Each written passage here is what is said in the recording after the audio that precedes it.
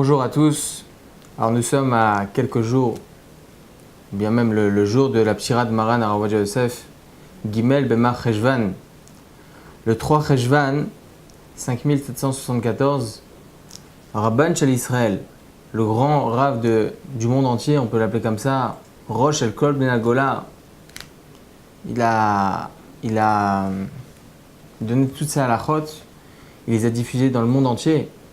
Toutes ces halachot ont été diffusées dans les 4 coins du monde. Rosh El Kol Ben Agola, Morenu Verabenu Maran Arav Ovadia Yosef, Zechron Tzaddik Kadosh Livracha. Il faut savoir que le monde francophone a été à une certaine époque très réticente par rapport à ces halachot pour plusieurs raisons.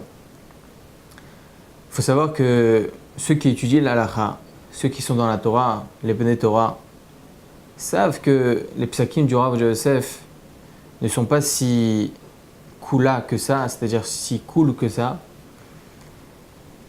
Il faut savoir que donc le monde francophone a été un peu réticent par rapport aux décisions rabbiniques de Morenu Verabenu, Zechron Tzaddik Kadosh Livracha, pour 2 raisons.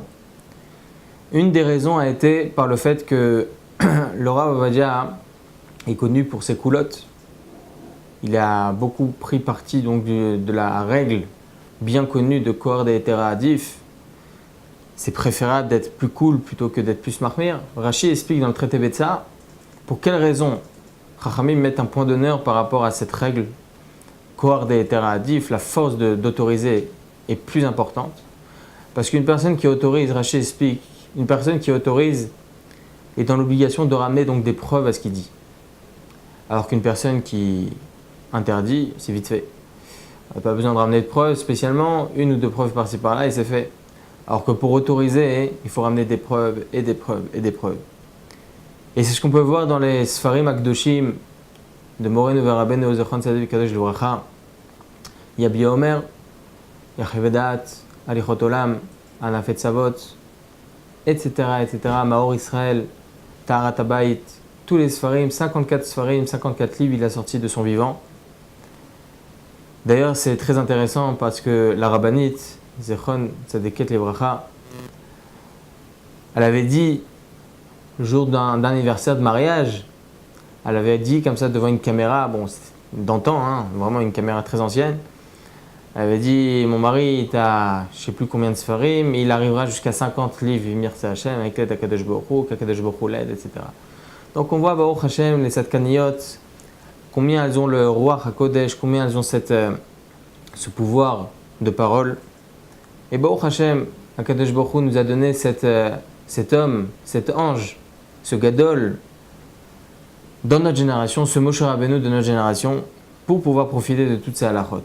Donc comme je vous l'ai dit, une des réticences du public francophone à la base a été par le fait que Morenu Verabenu utilisait beaucoup cette règle d'or de Kohar De'etera Adif, être plus mekel, plus être souple dans les halachot, dans les lois, disant que le fait d'être plus souple, c'est plus pour un public moins religieux, moins pratiquant, alors que nous, Baruch Hashem, nous sommes assez dans la Torah, Baruch Hashem, donc nous n'avons pas les chaora à suivre les avis halachiques plus souples.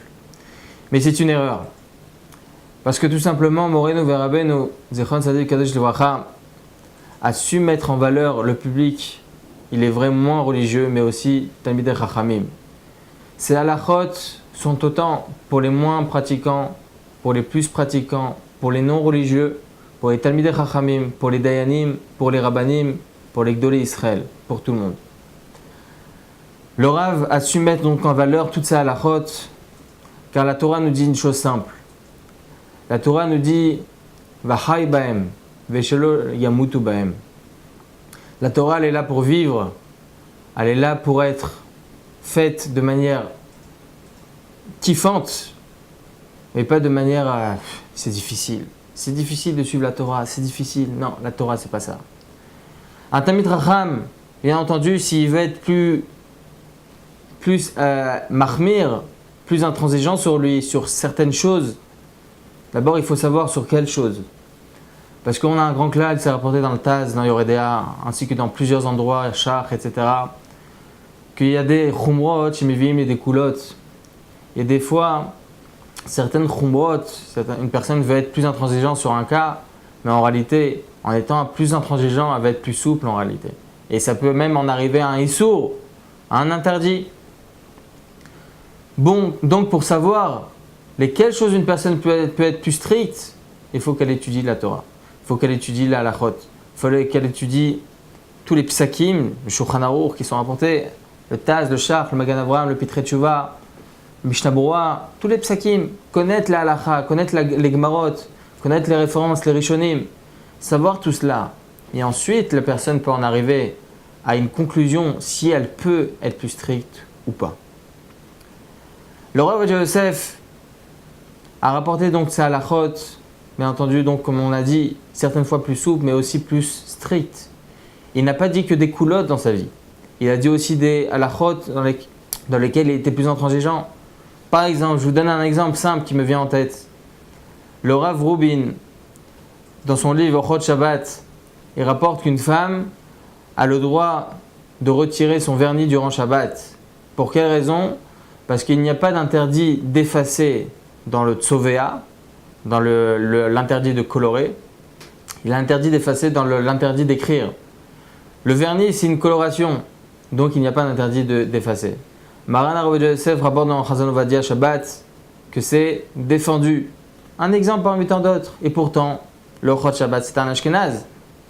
Il vient autoriser, le Rav Ovadia Yosef vient interdire. Il y a des centaines et des dizaines, des centaines de cas qui sont rapportés dans les psakim, dans le Chazon Ovadia, Yabi Omer, etc. Des fois des coulottes et des fois des khumrot. Comme on sait très bien, le Rav Ovadia Yosef a mis un point d'honneur sur plusieurs points dans sa vie. Que ce soit par rapport au tefillin de Rabbeinu Tam, Shulchan Aruch rapporte à Yirei Shamayim, celui qui craint Dieu, il met aussi des tefillin de Rabbeinu Tam. Le Rav Ovadia Yosef a mis un point d'honneur par rapport à ça. Il dit au point qu'une personne, s'il met les tefillin de Rabbeinu Tam tous les jours, il sera zoché de plein de berachot par rapport au tefillin de Rabbeinu Tam, mais aussi l'heure de Rabbeinu Tam.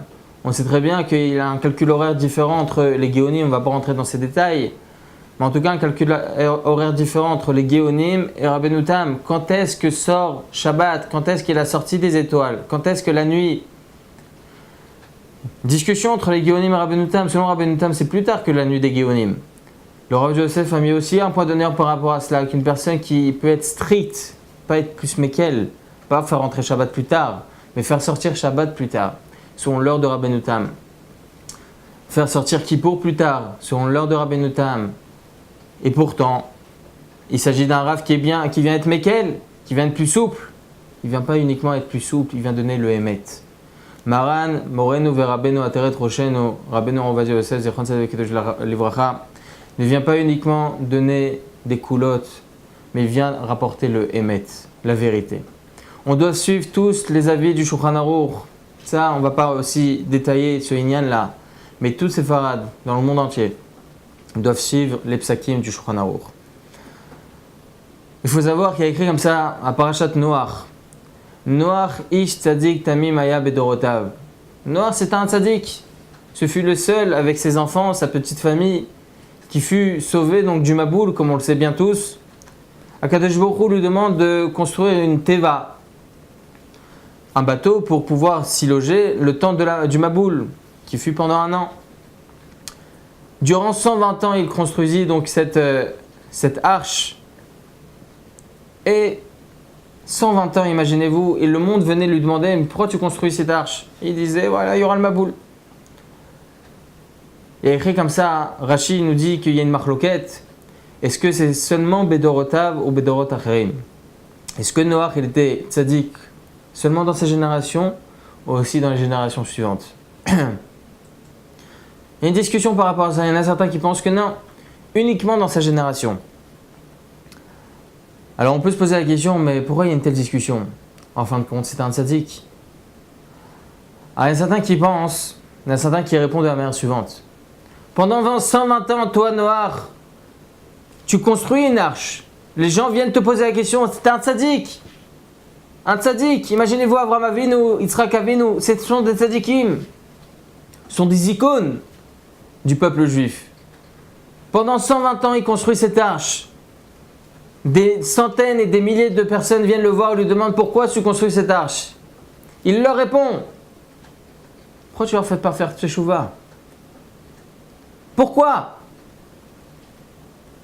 C'est pour cela qu'il y en a certains qui pensent que Noach, is tzadik aya, bien entendu c'est un tzadik, mais Davka bedorotav, uniquement dans sa génération. C'est pour cela qu'il y a une discussion à ce sujet. Moreno Verabenu Zechon Tzaddik Kadosh Livracha, il y a 90 ans de cela, en Eretz Israël, il n'y avait pas grand-chose dans le monde séfarade. Même dans le monde de la Torah, bichlal. Même dans le monde des yeshivot, des talmudei Torah, des mikvaot, des bet eknisiot, des bet midrashot. Eretz Israël, c'était Eretz Israël. Mais on voyait le Chorban Bet Hamikdash. On ressentait donc là, il n'y avait pas le Bet Hamikdash. Moreno Verabenu est venu, il a rapporté donc en Eretz Israël toute cette gdusha là, en donnant de shiurim. Il y a même une histoire qui est rapportée par quelqu'un. Il y a une personne qui est venue voir un de ses enfants et lui dit, tu sais que moi, c'était une vieille personne, tu sais que moi j'étais le premier à être le conducteur de ton père, Rav Ovadia Yosef. Il lui dit pourquoi? Il dit quand il était encore tout jeune, encore un petit avraire qui n'était pas du tout connu, il me demandait d'aller l'emmener dans certains endroits. Pourquoi?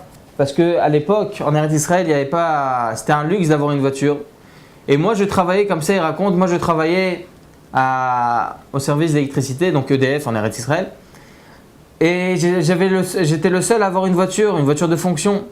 Et donc il prit l'occasion pour me demander si je pouvais l'emmener dans certains endroits. Alors je lui ai répondu que bien entendu, c'était pour Zikouy Arabim, tout ça, il n'y a aucun problème. Lorsqu'il rentrait dans la voiture, je lui demandais où on allait. Il me demandait, vas-y, on verra. Et lorsqu'il voyait une campagne, un petit village, il me demandait de rentrer là-bas. Entre Mincha et Arvit, il donnait un petit shiur. Pas seulement donner un shiur. Après le cours, il sortait des tfasim, des listes des trochem pour s'inscrire dans les écoles, dans les talmudei Torah. Et les gens venaient, ils inscrivaient leurs enfants. Comme ça, Moreno Verabenu a créé un mouvement extraordinaire en Eretz Israël. Il a ouvert des talmudei Torah, des yeshivot, des mikvaot, des bet eknisiot, des bet midrashot, des kolélim. Le monde en Eretz Israël, comme il a dit Shimon Peretz, Zichrono Livracha lui aussi, qui est mort à un âge avancé, président d'Israël, il a dit qu'il n'y aurait pas eu de la terre d'Israël sans Rav Ovadia Yosef. Eh bien c'est vrai. Bedorotav, non pas Bedorotav. Il n'est pas seulement tzaddik dans sa génération, mais tzaddik aussi pour les générations suivantes. Le monde qu'il a créé en Eretz Israël et en Gola, en dehors d'Israël, est extraordinaire. Mis à part ses halachot, mis à part tout ce qu'on a pu entendre du Rav Ovadia Yosef, c'est énorme. Tout ce qu'on a entendu, toutes ces agounot, ces femmes là qui se retrouvent sans mari, ne sachant pas où ils se trouvent, est-ce qu'ils sont morts, pas morts, après les guerres, après les Twin Towers, lorsque il y a eu la destruction des deux tours jumelles en Amérique, combien de monde sont arrivés face à Moreno Verabenu Zechon Tzaddik Kadosh Livracha? Que puis-je faire? Cette femme-là pleurait, disait, mais Rav, est-ce que je peux me remarier? Est-ce que mon mari est réellement mort? Et le Rav Yosef s'asseyait des nuits entières, pleurait et écrivait des psakim autorisant ces femmes-là. Et pourtant, il se trouvait dans une pièce, pas avec des preuves irréfutables, en se retrouvant sur le front pour voir ce qui se passait, est-ce qu'il était peut-être encore là, peut-être faire des fouilles pour regarder ce qui se passe. Eh bien non, il se retrouvait face à ces livres. Et grâce à ces livres, il a pu écrire des psakim et autoriser un bon nombre de femmes, des milliers de femmes. Donc on voit, Baruch Hashem, qu'on a été zoché d'un Gadol Be'eretz Israël et Be'Israël dans le monde entier. Donc le 12 Tishrei 1920, Maran Rav Ovadia Yosef naît Rabbi Yaakov, son père et sa mère Georgia. On peut tous se poser la question, parce qu'on peut raconter des milliers et des milliers d'histoires sur le Rav Ovadia Yosef, mais que peut-on apprendre de lui? Sa Torah, tout le monde connaît sa Torah. Sa Atmada, comment il s'asseyait face à sa Gemara, face à sa Torah pour l'étude, son assiduité. On peut raconter des milliers et des milliers d'histoires sur cela, mais que peut-on apprendre de lui réellement? Des choses qui nous sont proches, des choses auxquelles nous-mêmes on peut s'y accrocher. Alors on peut se poser une question simple. Comment Rabbi Yaakov et la rabbinite Georgia ont pu avoir un enfant pareil? Elle a écrit comme ça dans ma série Chagiga Daf Tetvav. Tosfot là-bas il pose la question. On sait très bien que Rabbi Meir Balanes avait comme maître, imaginez-vous qui c'était Rabbi Meir Balanes, avait comme maître, son maître c'était Elisha ben Avouya. Elisha ben Avouya que par la suite on appelait Acher, l'autre, parce que il alla dans un autre chemin complètement, il tourna. On peut se poser la question, mais comment se fait-il, maître de Rabbi Meir Balanes, il a pu tourner du derrière, du chemin. Il a pu se détourner du chemin de la Torah. Comment se fait-il? Alors Tosfot pose la question et répond de la manière suivante. Lorsqu'il y a eu la Brit Mila de son fils, donc Elisha, le père de Elisha ben Avouya, il ramena des Talmidei Chachamim à la table et il vit que, lors de la Brit Mila donc de Elisha ben Avouya, le père vit que ces Talmidei Chachamim créaient du feu autour d'eux lorsqu'ils étudiaient la Torah. Alors le père il dit comme ça, il dit, c'est quoi ce feu extraordinaire? C'est par cette Torah qu'il y a ce feu. Alors pour cela, je vais donner mon fils à ces Talmidei Chachamim qui puissent étudier la Torah et devenir comme eux. Tosfot explique que par ce maaser on apprend que le père de Elisha n'a pas donné son fils Leshem Shamaim pour Akadosh Baruch Hu, mais pour l'honneur qu'il pouvait avoir grâce à ce feu divin qui tournait autour de ces Talmidei Chachamim. Imaginez-vous ce manque de Leshem Shamaim où a pu emmener Elisha ben Avouya jusqu'à qu'il devient Acher, il tourna du chemin. Eh bien, il faut savoir que Rabbi Yaakov et la rabbinite Georgia, parents de Moreno Verabenu, Zechron Tzaddik Kadosh Livracha, tout ce qu'ils faisaient c'était Leshem Shamaim. Lorsque le 12 Tishrei, entre Rosh Hashanah et Kippour, Rabbeinu Ovadia, donc Naki, il alla réjouir, il était reconnu pour ses piyutim, il savait danser, il savait chanter, il avait une très jolie voix. Il alla chanter dans toutes les synagogues de Bagdad, en Irak, se réjouissant qu'Akadosh Baruch Hu lui a donné son premier fils. Et la Brit Mila était durant Chol HaMoed Sukkot, pardon, c'était entre Rosh Hashanah et Sukkot, entre Kippour et Sukkot, qui naquit. Et durant Chol HaMoed Sukkot, donc il y a eu la Brit Mila, ils ont fait la Brit Mila durant cette simcha-là, qui imprégna Rabbi Yaakov, cette simcha Leshem Shamaim, qui savait Rabbi Yaakov que tout son désir c'était de donner son fils à la Torah.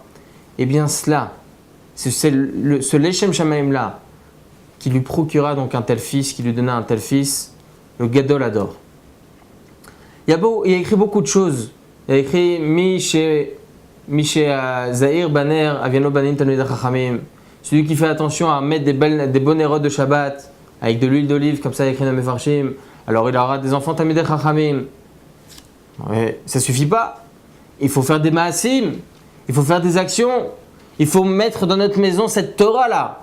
Il faut imprégner nos murs de tahara, de pureté, faire attention à la sniout, faire attention au chinour de nos enfants. Quoi donner à nos enfants? Quoi donner entre les mains de nos enfants? Les mettre dans les Talmudei Torah, dans les écoles où il y a de la Torah. Et que toutes nos actions soient les Leshem Shamaim. Que tout ce que l'on fait pour nos enfants soit les Leshem Shamaim. Pour Akadosh Baruch Hu. Eh bien, c'est grâce à cela, c'est grâce à ce lishma là qu'animait Rabbi Yaakov, c'est grâce à cela qu'il a eu un fils aussi tzaddik que cela. Il a écrit, comme ça David Ameler nous dit dans les psaumes, tzaddik katamar efrach, un tzaddik, il grandit comme un palmier. Pourquoi David Ameler compare-t-il un tzaddik comme un palmier? Parce qu'il faut savoir que dans les racines du palmier, on peut voir face à nous donc 10 mètres de palmier. Il faut savoir que les racines sont aussi grandes. Derrière un grand homme se cache une grande femme. C'est ça un tzaddik. Un tzaddik, on peut le voir grand, mais il faut savoir que derrière lui, se cache aussi une grande femme. Parce qu'en fin de compte, c'est grâce à la femme. C'est grâce aussi à la femme, bien entendu à la Torah, mais aussi grâce à l'ardeur que donne la femme à son mari pour grandir et évoluer en Torah. C'est grâce à cela qu'il grandit. Il faut savoir que la rabbinite Margalit Yosef Zechona Tzadika Livracha, décéda le 19 Av 5754. Son fils, Rav Moshe Yosef, le cadet des frères, il raconta un jour que elle mourut donc le mois de Av 5754, donc été 5754. Mais quelques mois avant, il y a eu quelque chose qui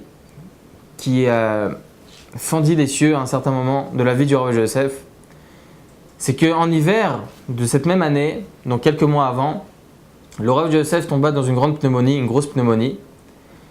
Mais ce jour-là, il avait une pgisha, une rencontre avec un des ministres de l'éducation pour pouvoir demander s'il pouvait rajouter encore des classes dans les Talmudei Torah pour pouvoir qu'il y ait encore plus d'élèves, qu'il y ait encore plus de Torah. Il refusait d'aller à l'hôpital tant qu'il ne rencontre pas ce ministre, jusqu'à que son état s'aggrava après la rencontre avec le ministre. Son état s'aggrava, il allait à l'hôpital. Les médecins dirent qu'il était entre la vie et la mort. Et la rabbinite Margalit Yosef était dans le coin, dans une pièce. Pria à Kadosh Baruch Hu, comme ça témoigne son fils, Rav Moshe Yosef. Elle dit comme ça à Kadosh Baruch Hu, prends-moi à moi, mais ne prends pas mon mari. Il a encore beaucoup à faire dans ce monde. Il a encore beaucoup de zikouï arabim à faire dans ce monde. C'était il y a 20 ans de cela. 20 ans avant la mort du Rav Yosef. 5754. 20 ans bédiouk avant la mort du Rav Yosef. Donc la rabbinite prie à Kadosh Baruch Hu, il lui demande à Kadosh Baruch Hu, prends-moi à moi, prends mon âme à moi, mais laisse celui de mon mari qui a encore beaucoup à faire dans ce monde. Tant de zikouï arabim, tant de shiurei Torah, tant de mikvaot, tant de Batei Midrashot, tant de Batei Knisiot, tant de shiurim, tant de sfarim. Et Akadosh Baruch Hu l'écouta. Parce que quelques mois après, Baruch Hashem, le Rav Yosef sortit de son état. Mais la rabbinite Margalit Yosef tomba malade et mourut quelques mois après. On voit la ardeur des tzadkaniot, on voit la ardeur de ces femmes-là qui donnent à leur mari, leur âme. C'est de tout cela qu'on peut apprendre de nos rabbanim. De notre tzaddik, Morenu Verabenu Zechrono Livracha, on peut apprendre sa ardeur dans la Torah, sa ardeur pour le public, sa ardeur pour le monde entier, sa anava, son humilité. Que tout ce qu'il faisait, c'était les Shem Shamaim. L'éducation qu'il donnait à ses enfants, c'était aussi les Shem Shamaim. Mais aussi par rapport à nos rabbaniot, c'est tzadkaniot. On sait très bien que Bisroud Nashim tzadkaniot, on aura la Géoula. Alors faisons en sorte que nous, hommes, mais aussi vous, les femmes, donnent autant d'ardeur à la Torah. Comme ça, Emirtza Hashem, nous puissions, Bimera Beyamenu, avoir le Bet Hamikdash et puissions revoir tous nos tzadikim et tzadkaniot proches de nous. Amen, Amen.